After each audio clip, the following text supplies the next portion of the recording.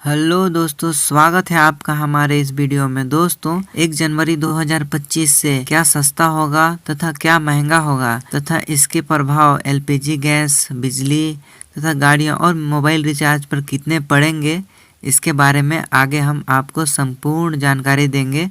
तो आप हमारे वीडियो पर लास्ट तक बने रहें। दोस्तों नए साल 2025 आपके जीवन में कई बड़े बदलाव लेकर आया है।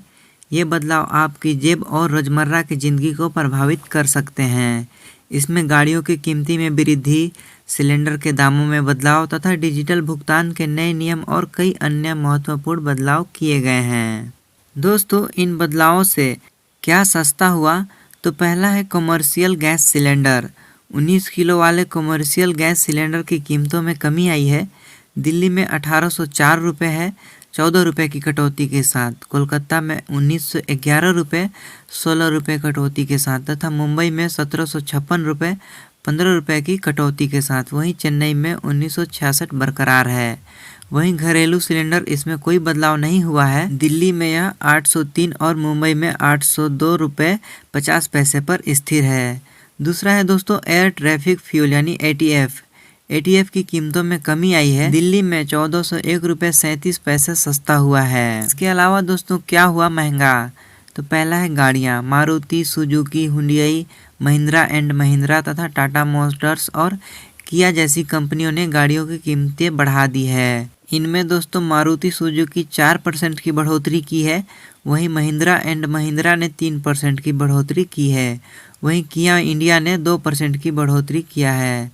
दूसरा है दोस्तों बिजली बिल की दरों में मामूली वृद्धि हुई है।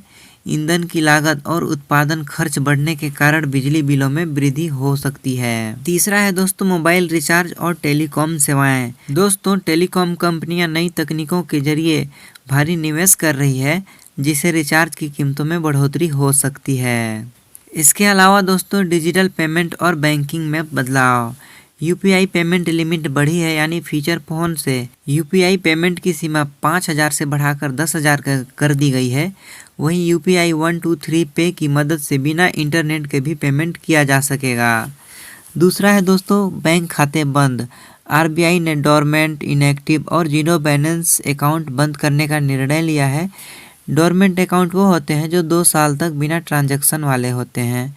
इनएक्टिव अकाउंट वो होते हैं जो 12 महीने तक निष्क्रिय होते हैं तथा जीरो बैलेंस अकाउंट जिनमें लंबे समय से बैलेंस नहीं है। ऐसे अकाउंट को आरबीआई बंद कर देगी। तीसरा है दोस्तों किसान को लोन।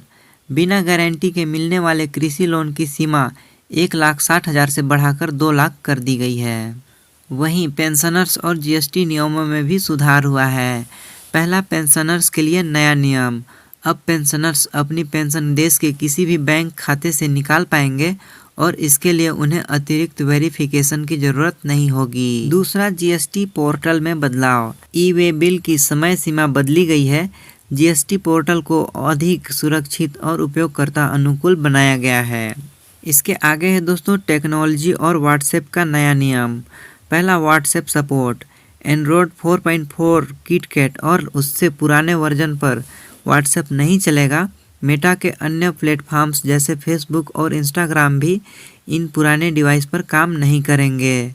दूसरा अमेजन पासवर्ड शेयरिंग। अब अधिकतम 5 डिवाइस में साइन इन की अनुमति होगी, जिसमें से सिर्फ 2 टीवी शामिल होंगे। दोस्तों निवेश और वित्तीय बदलाव।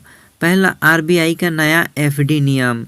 फिक्स डिपॉजिट के नियमों में बदलाव, यानी एनबीएफसीएस और एचएफएससीएस पर लागू होंगे। यह निवेशकों के लिए अधिक सुरक्षित होंगे। दूसरा F&O expiry revise. National stock exchange यानी एनएससी ने निफ्टी बैंक, फिन निफ्टी और मिड कैप सेलेक्ट जैसे 4 कॉन्ट्रैक्ट्स की मंथली एक्सपायरी रिवाइज की है।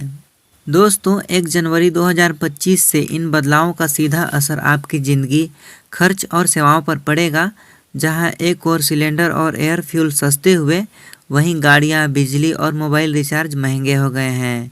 डिजिटल पेमेंट और बैंकिंग नियमों में बदलाव को ध्यान में रखते हुए समय पर केवाईसी अपडेट और बैंकिंग सेवाओं का उपयोग करना जरूरी है।